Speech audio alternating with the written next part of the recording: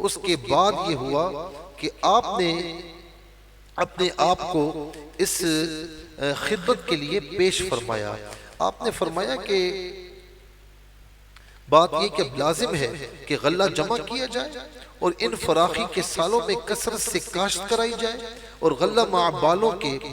کے محفوظ رکھے جائیں اور رعایا کی پیداوار میں سے خمس لیا جائے اور اس سے جو جمع ہوگا وہ مصر اور حوالی مصر کے باشندوں کے لیے کافی ہوگا. اور پھر خلق خدا ہر طرف سے تیرے پاس غلہ خریدنے آئے گی اور تیرے یہاں اتنے خزائن اموال جمع ہوں گے جو آج سے پہلے کبھی جمع نہ ہوئے. بادشاہ نے کہا یہ انتظام کون کرے گا, یہ تو میں نہیں کر سکتا. تو آپ نے اپنے آپ کو پیش کیا. اس کا مطلب کیا ہوا کہ جب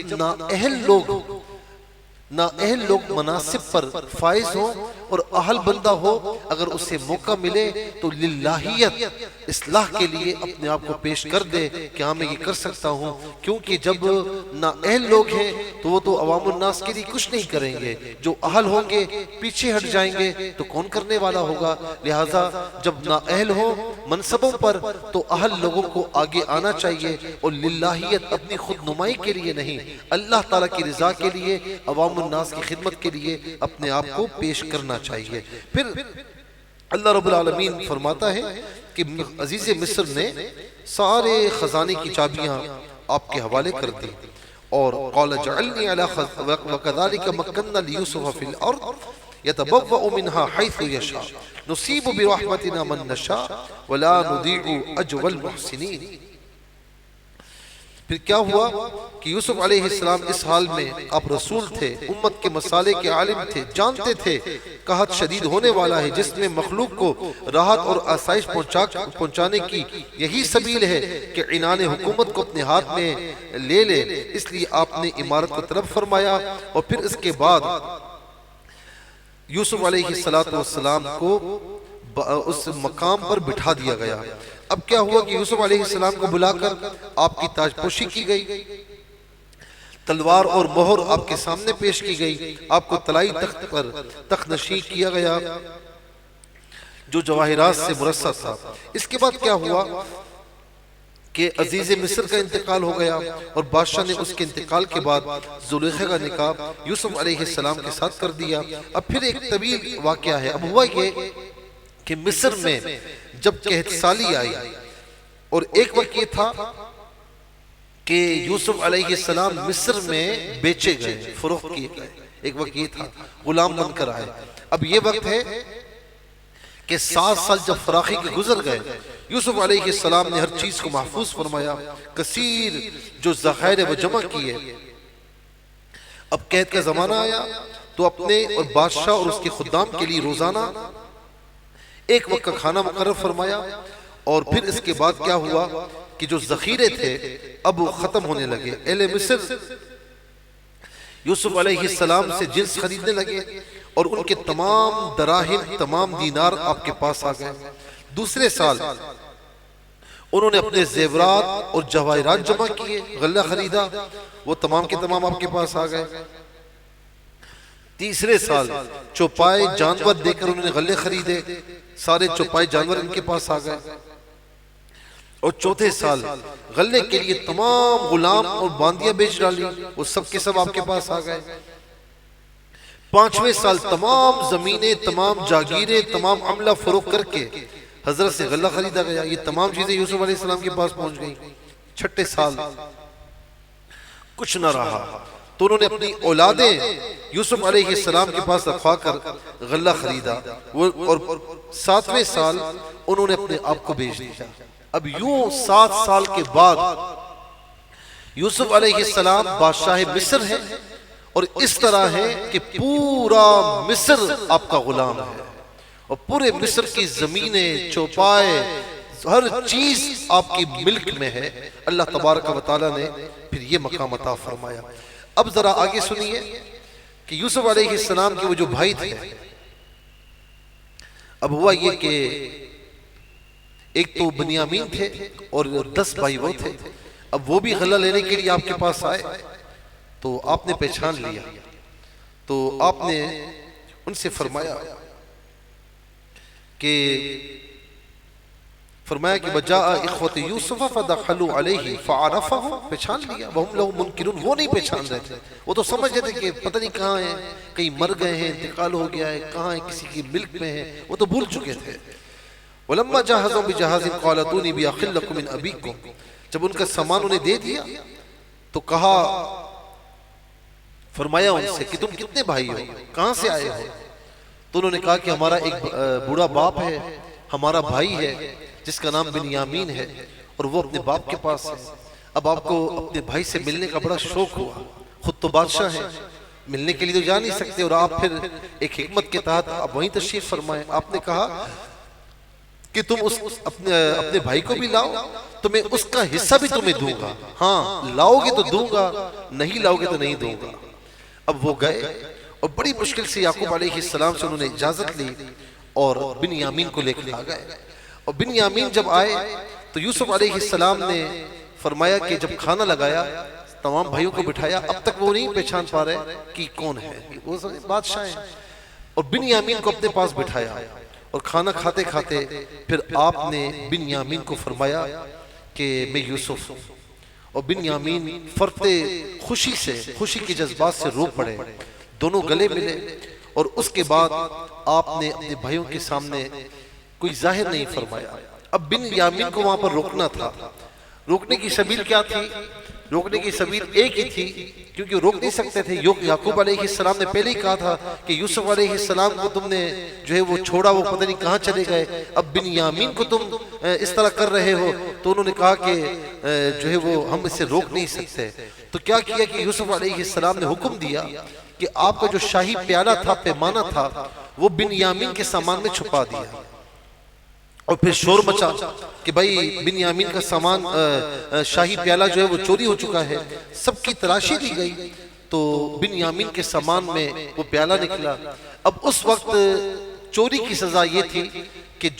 جس کے سامان سے وہ چوری شدہ سامان نکلتا تو اسے بادشاہ کی خدمت میں مامور کر دیا جاتا۔ تو اس طریقے سے بنیامین کو یوسف علیہ السلام نے اپنے پاس روک لیا، اور پھر اس کے بعد یوسف علیہ السلام نے اپنے بھائیوں سے فرمایا کہ تمہیں یاد ہے کہ تم نے اپنے بھائی کو کس طرح چھوڑا تھا، کس طرح کیا تھا؟ اتنے میں یوسف علیہ السلام کی جو آنکھیں تھیں، جب آپ نے جو ہے وہ ان کی طرف دیکھا تو ان میں سے ایک بھائی پہچان گیا، اور اس نے کہا کہ لگتا ہے کہ آپ یوسف ہیں۔ تو آپ نے فرمایا کہ ہاں، اور پھر ایک لفظ بھی ان سے نہیں فرمایا کہ تم نے میرے ساتھ کیا معاملہ کیا، کتنا ظلم کیا، کتنا ستم کیا، کوئی بات ارشاد نہیں فرمائی۔ انہوں نے معافی مانگی اور آپ نے صدق کے دل سے معاف کر دیا، اور اس کے بعد انہوں نے کہا کہ آپ کے والد، ہمارے والد یعقوب علیہ السلام کی رو رو کر 40 سال گزر چکے ہیں، رو رو کر آنکھوں کی بینائی واپس چلی گئی ہے، آنکھوں کی بینائی وہ آنکھوں سے دیکھ نہیں سکتے۔ پھر یوسف علیہ السلام نے اپنی وہ قمیص جو آپ کے والد محترم یعقوب علیہ السلام نے تعویذ بنا کر دی تھی، جس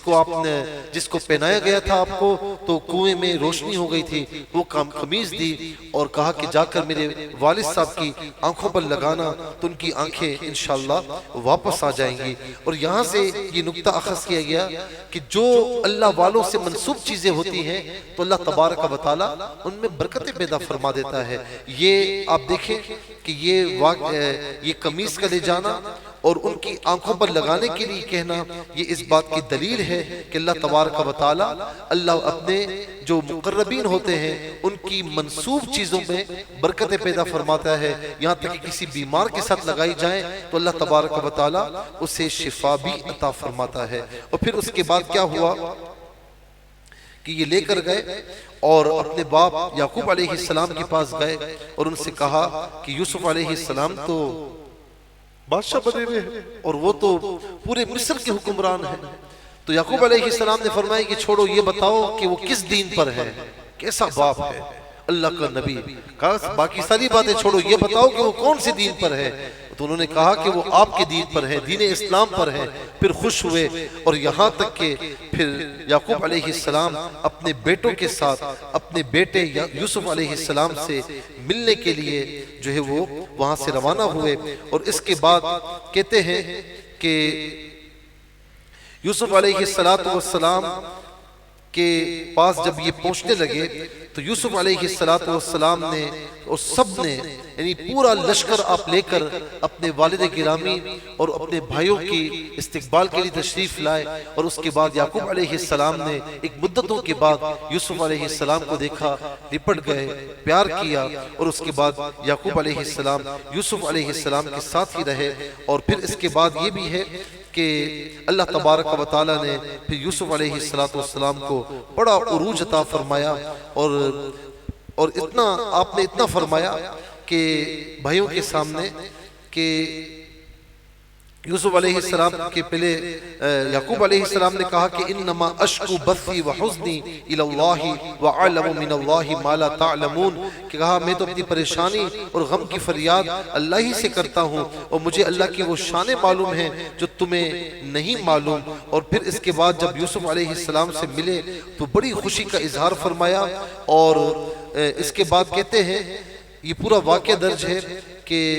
یعقوب علیہ السلام کو وحی فرمائی گئی کہ صاحبزادوں کی خطا بخش دی گئی، اور یعقوب علیہ السلام سے بیٹوں نے کہا کہ آپ ہمارے لیے استغفار کریں، تو آپ نے فرمایا کہ سوف استغفر لکم ربی انہ هو الغفور الرحیم، میں تمہارے لیے استغفار کروں گا۔ یہ آیت نمبر 98 ہے کہ جس میں فرمایا کہ بے شک وہ مغفرت فرمانے والا ہے۔ تو یعقوب علیہ السلام نے سحر کے وقت، کہتے ہیں جمعے کا دن تھا، سحری کے وقت آپ نے جو ہے وہ بعد نماز ہاتھ اٹھا کر دعا کی اللہ تعالیٰ کے دربار میں۔ پھر یعقوب علیہ السلام کو وحی ہوئی کہ صاحبزادوں کی خطا بخش دی گئی۔ یوسف علیہ السلام نے اپنے والد ماجد کو جب بلایا، اور پھر جب یہ ہوا کہ یعقوب علیہ السلام آ رہے ہیں تو یوسف علیہ السلام ایک کثیر لشکر لے کر، اور بڑے یعنی اس پہ ملائکہ بھی موجود ہیں، اور کہتے ہیں کہ بڑے گھوڑے تھے، بڑی سواریاں تھیں، اور بڑی شان و شوکت کے ساتھ آپ اپنے والد صاحب کے استقبال کے لیے آئے۔ اور کہتے ہیں کہ یہ عجیب سما تھا، یہ محرم کی 10ویں تاریخ تھی جب دونوں والد اور بیٹے قریب ہوئے، اور 40 سال کے بعد یعقوب علیہ السلام نے اپنے بیٹے سے ملاقات کی اور سلام دعا کی۔ پھر اس کے بعد اور سلام کے الفاظ یہ ہیں، السلام علیکہ یا مذہب الاحزان، تجھ پر سلامتی ہو اے غم کو دور کرنے والے۔ اور دونوں صاحبوں نے اتر کر معانقہ کیا اور مل کر خوب روئے، اور پھر اسی طریقے سے وہاں پر یوسف علیہ السلام نے بڑے اہتمام کے ساتھ آپ کو اپنے ساتھ جو ہے وہ داخل فرمایا۔ جب مصر میں داخل ہوئے تو اپنے تخت پر جلوہ افروز ہوئے، آپ نے اپنے والدین کا اکرام کیا، اور اس وقت سب نے مل کر یوسف علیہ السلام کو سجدہ کیا۔ اور یہ آپ کی خواب کی تعبیر تھی جو شروع میں آپ نے بیان کی تھی کہ اذ قال یوسف لی ابی، آپ نے یہ خواب بیان کیا تھا کہ جب یوسف علیہ السلام نے اپنے باپ سے کہا کہ میں نے 11 ستارے دیکھے اور سورج اور چاند دیکھے کہ وہ مجھے سجدہ کر رہے ہیں، تو اس وقت 11 کے 11 بھائیوں نے، یعقوب علیہ السلام نے، اور پھر ان کے ساتھ ان کی زوجہ محترمہ نے ان کو سجدہ کیا، آپ کی والدہ محترمہ نے سجدہ کیا، یا خالہ تھی سجدہ کیا، اور یوں آپ کے خواب کی یعنی خواب کی جو تعبیر ہے وہ پوری ہوئی۔ اس کے بعد کہتے ہیں کہ یعقوب علیہ السلام یوسف علیہ السلام کے پاس مصر میں 24 سال بہترین طریقے سے رہے، آرام کے ساتھ رہے، خوشحالی کے ساتھ رہے۔ وفات قریب آپ نے یوسف علیہ السلام کو وصیت کی کہ آپ کا جنازہ ملک شام میں لے جا کر ارض مقدسہ میں آپ کے والد اسحاق علیہ السلام کی قبر شریف کے پاس دفن کیا جائے۔ اس وصیت کی تعمیل کی گئی، اور بعد وفات سال کی لکڑی کی تابوت میں آپ کا جسد اطہر شام میں لایا گیا۔ اس وقت آپ کے بھائی عیس کی وفات ہوئی، اور دونوں بھائیوں کی ولادت بھی ساتھ ہوئی تھی، اور دفن بھی ایک ہی قبر میں کیے گئے، اور دونوں صاحبوں کی عمر 145 سال تھی۔ جب یوسف علیہ السلام اپنے والد اور چچا کو دفن کر کے مصر کی طرف واپس ہوئے تو پھر آپ نے یہ دعا فرمائی، رب قد آتیتنی من الملک وعلمتنی من تأویل الاحادیث فاطر السماوات والارض انت ولی فی الدنیا والآخرہ توفنی مسلما والحقنی بالصالحین۔ آیت نمبر 101، اے میرے رب تو نے مجھے سلطنت دی اور مجھے کچھ باتوں کا انجام نکالنا سکھایا، خوابوں کی تعبیر سکھائی۔ اے آسمان اور زمینوں کے بنانے والے، تو میرا کام بنانے والا ہے، دنیا اور آخرت میں مجھے مسلمان اٹھا اور ان سے ملا جو تیرے قرب خاص کے لائق ہیں۔ کہتے ہیں کہ جب کوئی کام نہ ہو رہا ہو، کوئی کام اٹکا ہوا ہو، جائز کام ہو، بالکل ہونے کی کوئی امید نہ ہو اور بندہ چاہتا ہے کہ ہو جائے، تو یہ آیت نمبر 101 کی سورہ یوسف کی اس کا یہ حصہ ہے، انت ولی فی الدنیا والآخرہ توفنی مسلما والحقنی بالصالحین۔ یہ کثرت سے پڑھے تو اللہ تعالیٰ نہ ہونے والا کام بھی فرما دیتا ہے اور وہ اس کا کام پائے تکمیل تک پہنچ جاتا ہے۔ پھر اس کے بعد ابراہیم، اسحاق، یعقوب علیہ السلام یہ ان کی اولاد میں سے ہے، تو یوسف علیہ السلام کی یہ دعا طالب امت کے لیے ہے کہ وہ حسن خاتمہ کی دعا مانگ رہے ہیں، کیونکہ آپ دیکھیں اتنے نیک ہو کر کہ آپ کے والد بھی نبی ہیں، آپ کے دادا بھی نبی ہیں، اللہ اکبر، یعنی پوری انبیاء کی یہ لڑی ہے۔ اور پھر آپ یہ دیکھیں کہ یوسف علیہ السلام کے والد اسحاق علیہ السلام، ان کے والد یعقوب علیہ السلام،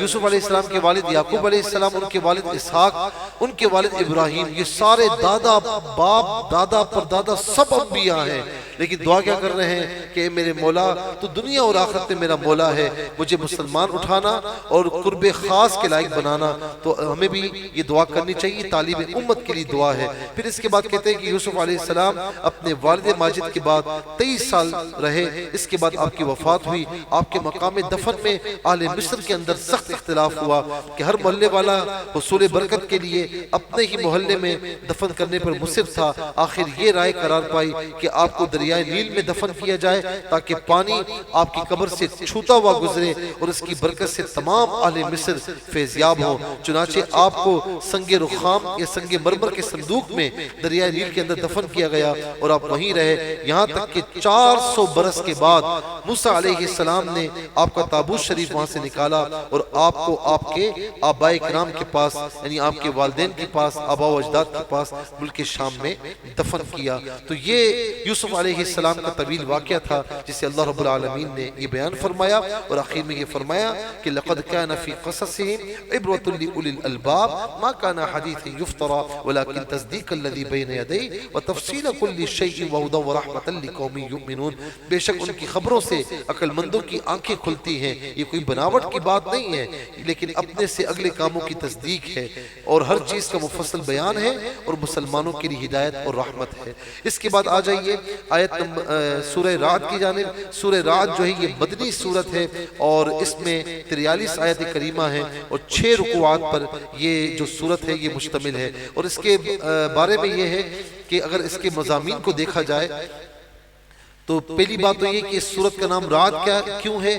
رعد کہتے ہیں کڑکنے والی بجلی، یا اس فرشتے کا نام ہے جس کے ذمے بادلوں کا انتظام ہے۔ اس کی ایک آیت میں یہ کلمہ استعمال ہوا ہے وَيُسَبِّحُ الرَّعْدُ بِحَمْدِهِ وَالْمَلَائِكَةُ مِنْ خِيفَتِهِ، یہ استعمال ہوا تو اسی لیے اس سورت کو سورہ رعد کہا گیا۔ یہ آیت نمبر 13 میں وَيُسَبِّحُ الرَّعْدُ بِحَمْدِهِ، اس لیے اس کو سورہ رعد کہا گیا، اسی مناسبت سے اس کا نام رکھا گیا۔ اس میں عقیدہ توحید، عقیدہ نبوت اور عقیدہ آخرت پر خاص طور پر بحث کی گئی ہے۔ اس میں اللہ رب العالمین آیت نمبر 2 میں فرما رہا ہے کہ اللہ الذی رفع السماوات بغیر عمد ترونها، اللہ ہے جس نے آسمانوں کو بلند کیا ان ستونوں بغیر ستونوں کے تم دیکھو، پھر عرش پر استوا فرمایا جیسا اس کی شان کے لائق ہے، اور سورج اور چاند کو مسخر کیا، ہر ایک اپنے ٹھہرائے ہوئے وعدے تک چلتا ہے، اور اللہ کام کی تدبیر فرماتا ہے، وہ مفصل نشانیاں بتاتا ہے کہ تم اپنے رب کا ملنا یقین کرو کہ تمہیں اس سے ملاقات کرنی ہے۔ وَهُوَ الَّذِي مَدَّ الْأَرْضَ وَجَعَلَ فِيهَا رَوَاسِيَ وَأَنْهَارًا، اور صرف اس نے زمین و آسمان نہیں بنائے بلکہ فرمایا کہ زمین کو پھیلایا، اس میں لنگر یعنی اس میں پہاڑ بنائے اور نہریں بنائیں، اور زمین میں ہر قسم کے پھل دو طرح کے بنائے، رات سے دن کو چھپا لیتا ہے اور دن سے رات کو اجالے میں تبدیل کرتا ہے، بے شک اس میں نشانیاں ہیں دھیان کرنے والوں کے لیے تاکہ وہ غور اور فکر کریں۔ پھر فرمایا زمین کے مختلف قطعے ہیں اور پاس پاس ہیں، باغات ہیں، باغات میں انگوروں کے اور کھیتی انگوروں کے باغات ہیں، کھیتی ہے، کھجور کے پیڑ ہیں، ایک تھالے سے آگے ایک تھالے سے اگے اور الگ الگ سب کو ایک ہی پانی دیا جاتا ہے۔ فرمایا کہ دیکھو اپنے رب تعالیٰ کی ان چیزوں سے رب تعالیٰ کی توحید بیان ہو رہی ہے، دلائل بیان ہو رہے ہیں کہ دیکھو بیج بوئے جاتے ہیں، زمین ایک ہی ہے، پانی ایک ہے، دھوپ ایک ہی ہے، روشنی ایک ہی ہے، لیکن آپ یہ دیکھیں کہ اللہ تبارک و تعالی سب بیجوں میں سے الگ الگ پھل، فروٹ، سبزیاں اگاتا ہے۔ ان فی ذلک لآیات لقوم یعقلون، کہ بے شک اس میں نشانیاں ہیں عقل مندوں کے لیے۔ الگ الگ اس لیے اگاتا ہے تاکہ اس کے بندے کھائیں، الگ الگ چیزیں کھائیں اور مزے کریں اور اللہ تعالیٰ کا شکر ادا کریں۔ پھر اس کے بعد آگے چل کر اللہ رب العالمین نے فرمایا آیت نمبر 13 میں وَيُسَبِّحُ الرَّعْدُ بِحَمْدِهِ وَالْمَلَائِكَةُ مِنْ خِيفَتِهِ، اور گرج اسے سراہتی ہوئی اس کی پاکی بولتی ہے، اور فرشتے اس کے ڈر سے وہ کڑک بھیجتا ہے تو اسے ڈالتا ہے جس پر چاہے، اور وہ اللہ میں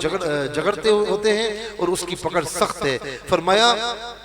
کہ تم بادلوں کو دیکھتے ہو، یہ بادل جب آواز کرتے ہیں، کڑک کی آواز آتی ہے، تو ایک روایت یہ ہے کہ فرشتہ ان بادلوں کو چلا رہا ہوتا ہے اور وہ فرشتے کا نام رعد ہے، اور ایک روایت یہ ہے کہ فرشتہ چلا رہا ہوتا ہے جب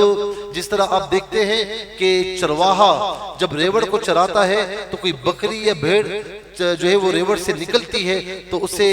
ہلکا سا مار کر ریوڑ کے اندر کرتا ہے، تو اسی طریقے سے جب بادلوں کو فرشتہ چلا رہا ہوتا ہے، رعد نامی فرشتہ، تو جب کوئی بادل ادھر ادھر ہوتا ہے تو یہ بادلوں کو کوڑے مارتا ہے تو بادل اپنی جگہ پر آ جاتے ہیں۔ تو یہ جو بادلوں سے آواز آتی ہے کڑک کی، تو فرمایا کہ یہ اس کی آواز ہوتی ہے، اور یہ اللہ رب العالمین نے طے کیا ہوا ہے۔ پھر اس کے بعد آگے چل کر اللہ تبارک و تعالیٰ فرماتا ہے آیت نمبر 25 میں وَالَّذِينَ يَنقُضُونَ عَهْدَ اللَّهِ مِن بَعْدِ مِيثَاقِهِ وَيَقْطَعُونَ مَا أَمَرَ اللَّهُ بِهِ أَن يُوصَلَ وَيُفْسِدُونَ فِي الْأَرْضِ، اور وہ جو اللہ کا عہد اس کے پکے ہونے کے بعد توڑتے ہیں اور جس کے جوڑنے کو اللہ نے فرمایا ہے اسے کاٹتے ہیں، زمین میں فساد پھیلاتے ہیں۔ تو فرمایا کہ ایک تو یہ ہے کہ تم عالم ارواح میں عہد کر کے آئے ہو اور یہاں پر آ کر اس عہد کو توڑتے ہو، اور دوسرا یہ ہے کہ یہاں پر تم اللہ کی بارگاہ میں عہد کرتے ہو یا لوگوں کے ساتھ معاملات میں وعدے کرتے ہو، تو ان وعدے کو پورا کرنا یہ تمہارا کام ہے، تمہاری ذمہ داری ہے، اور وعدہ کبھی نہ توڑنا۔ ہمارے یہاں قسم کھائی جاتی ہے، حلف اٹھائے جاتے ہیں، وعدے کیے جاتے ہیں، لیکن کہا جاتا ہے کہ وہ وعدہ ہی کیا جو ایفا ہو، اللہ اکبر، یہ نہیں کہنا چاہیے، بلکہ جب بھی آپ وعدہ کریں کسی انسان سے کریں، بچوں سے کریں، اس وعدے کو کبھی توڑنا نہیں چاہیے۔ اللہ تبارک و تعالیٰ نے اس سے منع فرمایا۔ پھر آیت نمبر 28 میں فرمایا الذین آمنوا وتطمئن قلوبهم بذکر اللہ، الا بذکر اللہ تطمئن القلوب، وہ جو ایمان لائے اور ان کے دل اللہ کی یاد سے چین پاتے ہیں۔ سن لو، اللہ کی یاد میں ہی چین ہے۔ یاد رکھیں کہ ہمارا جو وجود ہے یہ دو چیزوں پر مشتمل ہے۔ نمبر ایک یہ ہے کہ ہمارا یہ مادی جسم، اور نمبر دو ہماری روح، ہمارا قلب۔ یاد رکھیں کہ جو ہمارا جسم ہے اس کی یہ یہیں سے مٹی سے بنا ہے، تو اس کی ضروریات بھی یہیں پر پائی جاتی ہیں، کھانا پینا، پہننا اوڑھنا، رہن سہن، یہ ساری یہیں پر پائی جاتی ہیں۔ لیکن روح امر ربی ہے، 15ویں پارے میں ہے قُلِ الرُّوحُ مِنْ أَمْرِ رَبِّي، یہ امر ربی ہے، روح وہاں سے آئی ہے۔ تو یاد رکھنا کہ اس کی جو غذا ہے وہ بھی وہیں سے ہے، یہاں سے نہیں ہے۔ ہم یہاں تلاش کرتے ہیں، اسی لیے ہماری روح کو، ہمارے قلب کو چین نہیں ملتا۔ اگر ہم اسے وہاں تلاش کریں تو قرآن کریم ہماری غذا ہے، قرآن کریم ہمارے دلوں کا چین ہے، ہماری روح کے لیے اطمینان ہے، اللہ کا ذکر یہ ہماری روح کے لیے اطمینان ہے۔ اسی لیے آقا علیہ السلام نے فرمایا کہ دلوں کو زنگ لگ جاتا ہے۔ صحابہ کرام نے بڑے عرض کی یا رسول اللہ، جس طرح لوہے کو زنگ لگتا ہے دلوں کو بھی زنگ لگ جاتا ہے؟ فرمایا ہاں۔ تو فرمایا کہ دلوں کے زنگ کو دور کیسے کیا جائے؟ تو آقا علیہ السلام فرماتے ہیں کہ تلاوت قرآن کریم کثرت سے کیا کرو اور موت کو کثرت سے یاد کرو، دل کو صاف رکھو تو تمہارا دل چین پا جائے گا، تمہارا دل مطمئن ہو جائے گا۔ اللہ تعالی ہم سب کو اپنا ذکر، اپنے محبوب کا ذکر کرنے کی توفیق نصیب فرمائے، قرآن کی تلاوت کی توفیق نصیب فرمائے۔ آخر میں فرمایا آیت نمبر 43 میں وَيَقُولُ الَّذِينَ كَفَرُوا لَسْتَ مُرْسَلًا قُلْ كَفَى بِاللَّهِ شَهِيدًا بَيْنِي وَبَيْنَكُمْ وَمَنْ عِنْدَهُ عِلْمُ الْكِتَابِ، اور کافر کہتے ہیں کہ تم رسول نہیں، تم فرماؤ اللہ گواہ ہے اور اللہ کی گواہی کافی ہے کہ میں رسول ہوں۔ وَمَنْ عِنْدَهُ عِلْمُ الْكِتَابِ، اور وہ جسے کتاب کا علم ہے۔ اللہ تعالی ہم سب کو قرآن سے جڑے رہنے کی توفیق نصیب فرمائے۔ آگے سورہ ابراہیم انشاءاللہ کل جو ہے وہ سورہ ابراہیم سے ہمارا آغاز ہوگا۔ اللہ تعالی ہمیں قرآن فہمی کی توفیق نصیب فرمائے۔ اور اس کے بعد آج چونکہ سیدہ عائشہ رضی اللہ تعالی عنہ کا بھی دن ہے، سیدہ عائشہ ام المؤمنین یہ وہ ہیں کہ حضور نبی کریم علیہ السلام نے جن سے بڑی محبت فرمائی، اور فرماتے ہیں کہ یہ سیدہ عائشہ رضی اللہ تعالیٰ عنہ کے بارے میں کہ جبرائیل علیہ السلام نے انہیں میرے سامنے پیش فرمایا تھا، گویا کہ مجھے امر ہوا تھا کہ ان سے نکاح کیا جائے، اور یہ سیدنا صدیق اکبر رضی اللہ تعالیٰ عنہ کی صاحبزادی ہیں، اور پوری زندگی حضور نبی کریم علیہ السلام سے محبت کی۔ اور یاد رہے کہ آج جو ہم تک مسائل پہنچے، آپ مجتہدہ صحابیہ ہیں، آج جو مسائل ہم تک پہنچے ہیں خاص طور پر خواتین کے مسائل، اگر یہ نہ ہوتی تو آج ہم تک یہ مسائل نہ پہنچتے۔ اور حضور نبی کریم صلی اللہ تعالیٰ علیہ وسلم کی محبت کا یہ عالم تھا، اور آپ کے علم کا یہ عالم تھا کہ بڑے بڑے صحابہ کرام آپ سے مسائل پوچھتے اور آپ قرآن و سنت کی روشنی میں ان کا جواب دیا کرتے۔ اور حضور نبی کریم علیہ السلام کے وصال ظاہری کے بعد بھی ظاہرے کے بعض ایسا معاملہ ہوتا کہ جس میں صحابہ کرام کے پاس سوال آتا اور وہ آپ کی طرف رجوع کرتے اور آپ اس کا جواب دیتی، یعنی صحابہ کرام بھی آپ کی بارگاہ میں سائلین بن کر آیا کرتے۔ اور بالکل آخر وقت میں آپ کی کیا شان ہے کہ حضور نبی کریم صلی اللہ علیہ وسلم کا جب آخری وقت تھا تو آپ نے اور ازواج مطہرات سے اجازت لی اور پھر حجرہ عائشہ رضی اللہ عنہا میں آپ جو ہے وہ مقیم ہوئے، اور جس وقت آپ کا وصال ہوا اس وقت حضور نبی کریم علیہ السلام کا سر اقدس سیدہ عائشہ رضی اللہ تعالی عنہ کی گود اقدس میں تھا، اور اس وقت بھی سیدہ عائشہ رضی اللہ تعالیٰ عنہ کے بھائی آئے، ان کے پاس مسواک تھی، تو آقا علیہ السلام نے اس وقت بھی مسواک کرنے کی تمنا کا اظہار فرمایا، تو سیدہ عائشہ نے ان سے مسواک لی اور اپنے منہ میں چبا کر پھر حضور نبی کریم علیہ السلام کو دی۔ تو وصال ظاہری کے بعد آپ نے وہی مسواک جو ہے وہ کی، اور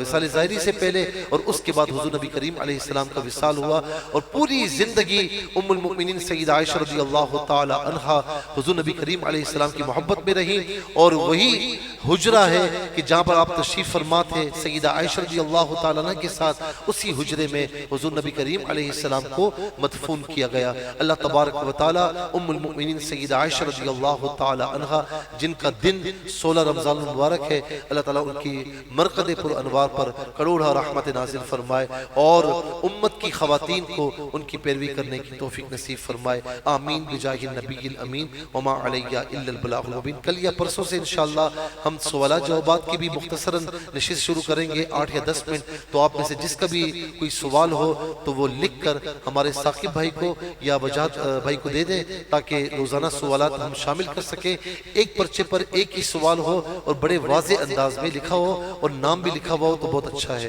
آمین بجاہ النبی الامین۔ یا الہ العالمین ہماری نماز تراویح اپنی بارگاہ میں قبول فرما، یا الہ العالمین ساری افطاری اپنی بارگاہ میں قبول فرما، ہمارے روزے اور قرآن کریم کی تلاوت کو اپنی بارگاہ میں قبول فرما، یا الہ العالمین ہمارے ظاہر باطن میں